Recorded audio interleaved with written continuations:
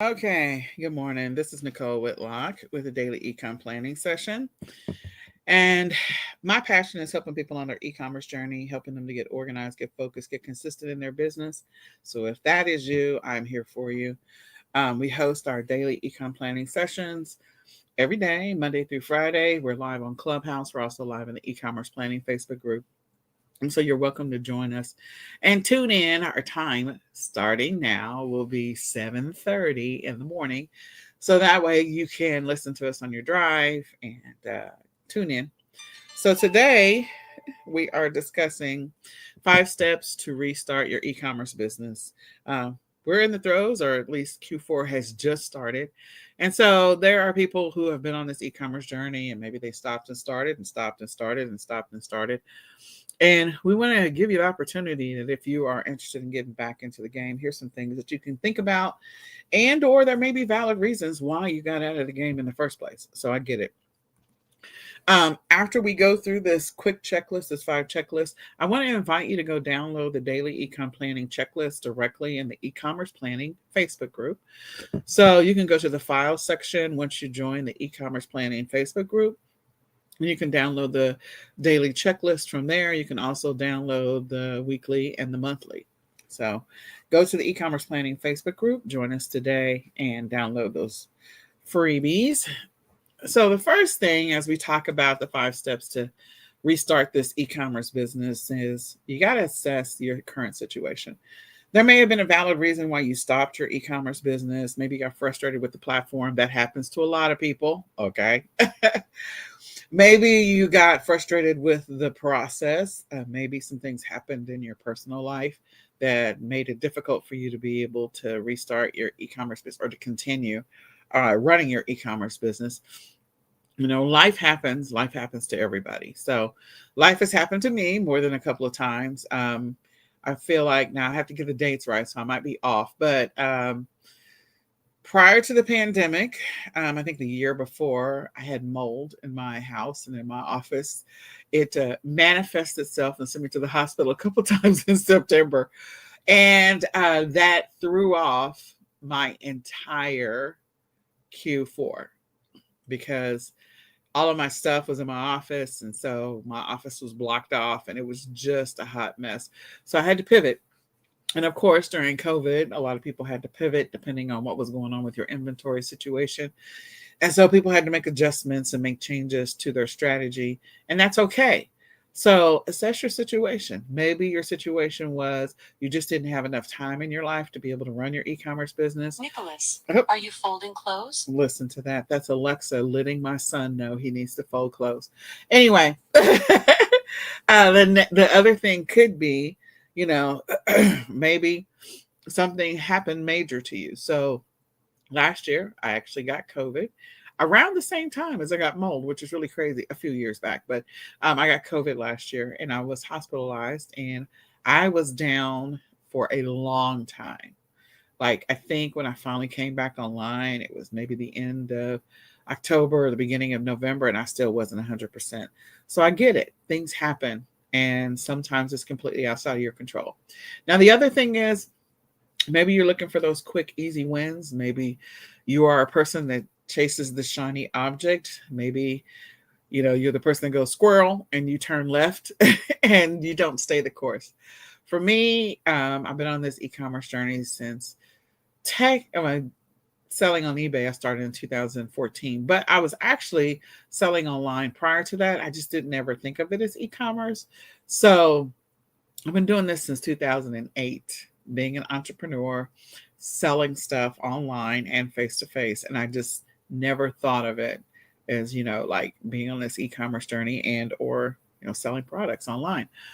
So what I started off with was Craigslist. And then I kind of did some garage sales, and I also ran my own candy vending business. So I was selling all the time, sourcing and selling, buying my candy to restock my vending machines. It was just a lot of different things. And I made the pivot to just doing straight e-commerce. That doesn't mean that I'm not going to go back and do some of the other stuff that I know was profitable, because I am, especially for my son, so that they can run those businesses. But the point is, I've been doing this for a while, so I get that things happen in your life. And maybe the season that you started your e-commerce journey was not the right season for you. So assess your situation first and figure out if this is really the best time for you, if this is a good time. Is there a reason why you stopped doing it before? If it was because you chase shiny objects, let me just tell you, you're going to chase shiny objects again if that's what you do. I have stayed the course since 2014, so I'm not chasing shiny objects. So that's one thing you have to determine for yourself. And sometimes you just need to make a left turn at Albuquerque just because of your current situation. Maybe e-commerce didn't work out because you really did need to pivot, and it's okay. Next, you want to go back and review any lessons learned in your business, lessons learned about what worked, what didn't work, what has changed. I mean, if you stopped selling back in, I don't know, 2016, there's some things that have changed about some of these platforms. Of course, technology is changing. The way you do things on some of these platforms has changed and evolved. And so you need to be prepared to catch up to those changes. Also, what worked for you? Like, was there a method of your e-commerce that you liked and maybe you just want to try a new method? So let's just use the example of, doing thrifting or retail arbitrage, and then now you want to make the shift to do private label or drop shipping, and that's okay. It's still a form of e-commerce. So what worked for you? Maybe you had a process that worked for shipping your inventory into the Amazon warehouses or whatever it was for you for your e-commerce journey. Figure it out, make some notes about it, figure out what didn't work, because those are potentially lessons learned, and or those are maybe reasons to make a shift. And it's okay to make a shift. What do you want to do now? What method of e-commerce do you want to do now? What time can you give to it, especially if you were challenged with time before? Next is you want to get a little more organized. Sometimes people stop this business because they can't figure out how to source and sell. Like their life is so busy that they just don't have time to source, or they just don't have time to ship stuff to customers. And I get it. That is sometimes part of the journey. You just don't have time to do that. So the thing that you have to do differently is that you have to make the time to run this business if this is what you want to do, if you feel like this is a viable solution for you. If you don't make the time for the business, you will stop again. So the goal is not to do this whole stop, start, stop, start, stop, start, unless strategically fourth quarter is the only time in which you sell. Now, I do know sellers that fourth quarter is the only time in which they sell. And I get that because I did that for a little while myself. Like I would slow down during first, second, and third quarter and then ramp it up, make sure I was going, ramp it up in third quarter so that I was ready to go in fourth quarter. And I did that for strategic reasons. I have 2 special needs kids, and so I needed to be able to have money for their therapies for next year. So it was a strategic move. It would help me cover therapies for next year. It would help me cover their summer programs for next year. It would help me cover the medical deductible for next year. So for me, fourth quarter was a strategic move. And some people do that. And that's okay if that's your strategy, but you got to have a strategy. So get a little more organized, be a little more prepared. Sometimes we stop the business because of things that are outside of our control. For me, COVID, sort of outside of my control. Like I couldn't control how long I was going to be sick. I couldn't control when I was going to recover. I couldn't control any of that. Same thing with mold. Like I was not expecting to have any mold in my house. Like it just like, okay, this is what's happening now. And so I can't control those things. So when I say a little more organized, maybe you are very organized and just life happens and you have to be okay with life happening and being able to move forward. And if you're not very organized, this may be an opportunity for you to go back and look at your lessons learned. And maybe the reason why you quit is because you weren't as organized or you just couldn't find the bandwidth in your life. And I will say, like, there are things that are in our life that add no value to it that we get sucked into the vortex of doing, like binge watching on Netflix or Hulu or, I don't know, Disney Plus or whatever, hanging out on social media for hours at a time. Like, reinvest that time into something that's going to make you money and help you to build a legacy. That's what I want to encourage you to do. The next is set some realistic and measurable goals. So if you're just restarting your business, maybe something that's more realistic is saying, hey, I'm going to invest $100 a week in inventory. That's $400 a month.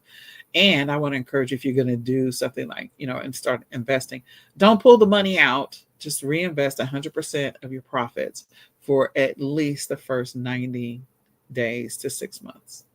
100%. It's going to make your business scale faster and it'll make it go faster. And I will say, because you are going into Q4, things will move faster because you're in Q4, because there's more action online, there's more activity, people are buying more. So do that. Set some measurable goals. So, strategically, be strategic about sourcing. If you want to get sales, like instantaneously, source and sell things that people will actually be buying around this time. So, people are going to be buying some candy for Halloween. They'll be buying Halloween decorations right now. Um, they will be buying, a lot of pumpkin spice and fall stuff. They will be buying things to prepare their environment for like hurricanes and things like that. Unfortunately, we just had like a major hurricane for Florida. My heart goes out to those people and all of the states that are getting like the aftermath, South Carolina, North Carolina, whatnot. So again, there's some things that people have to buy around this time of the year. Source and sell those things so that way you can have some quick wins. Because sometimes people get demotivated when it takes them a while to get a sale and they're frustrated. So sell the things that are going to be instant sellers.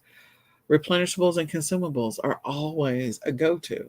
Like people are going to be buying macaroni and cheese. People are going to be buying mashed potatoes. Okay? They just are. People are going to be buying boxes of stuffing. They just are.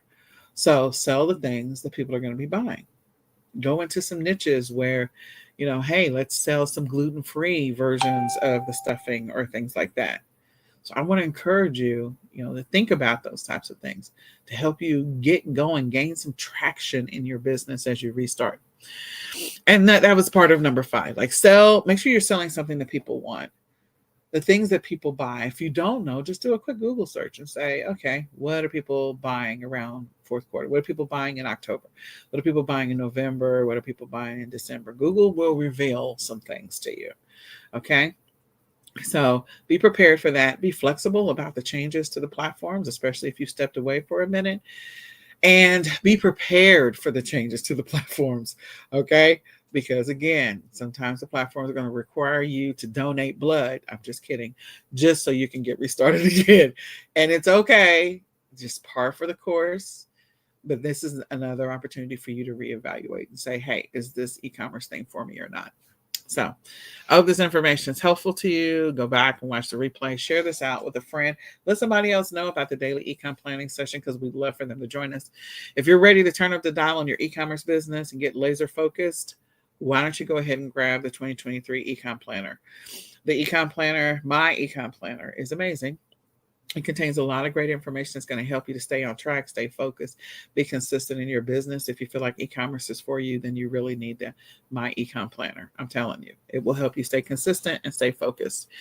If you'd like to get a free 20-minute coaching session, you can schedule a free coaching session by going to ecomsellers.com and click on free resources.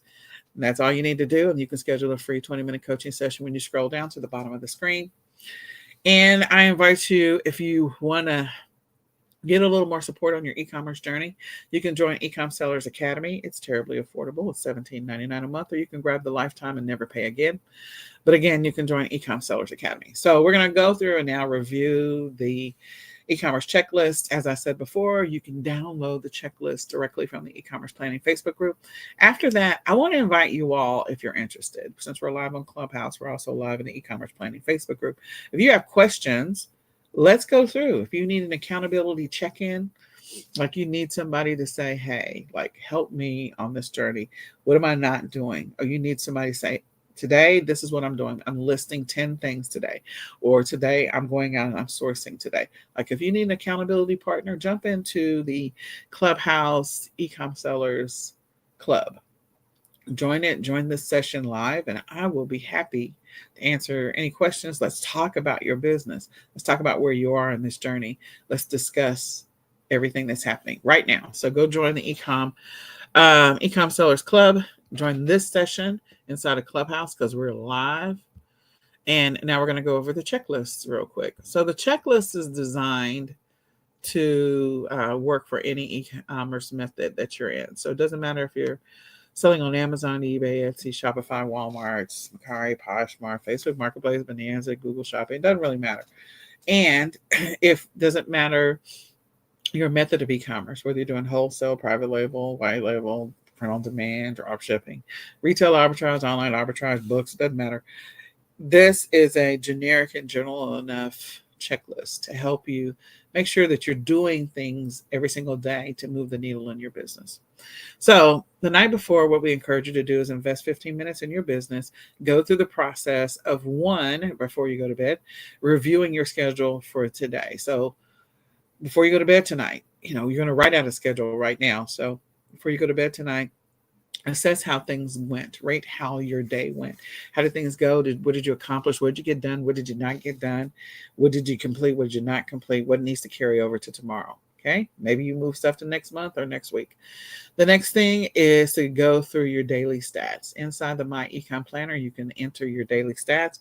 That will help you to stay consistent. What were your stats for the day? Okay. How many listings did you create? What were your sales? What did you do to drive traffic? All of those things. Then the next thing is to review your online calendars. Your online calendar, your personal one, your one for your business, that's your online calendar, and your work, so that tomorrow's not a surprise to you. That's the goal. And last but not least, go through and build your schedule for tomorrow. So that way, when you wake up in the morning, you already have a schedule that's built for you. So you're going to build your schedule for today if you didn't build one before. And let's write it out. Make sure you incorporate all the aspects of your life, things that you do on a regular basis and maybe things that you don't. So if you get up every single morning and you go for a walk, include that, because that's dedicated reserved time that you don't want anything else to bleed into that time. If you are, dropping off the kids at school, picking them up, whatever, again, that's reserved, dedicated time. If you're going to get organized, let's get organized and let's make sure we're accounting for where we're spending our time every single day. So then the next morning, that would be sort of today, we're going to go through and we're going to spend 15 minutes just assessing today. So preparing for today. So first thing in the morning, we do a reassessment from yesterday. And the reason we always reassess is because I believe in everything that happens in our life and everything that happens in our day-to-day.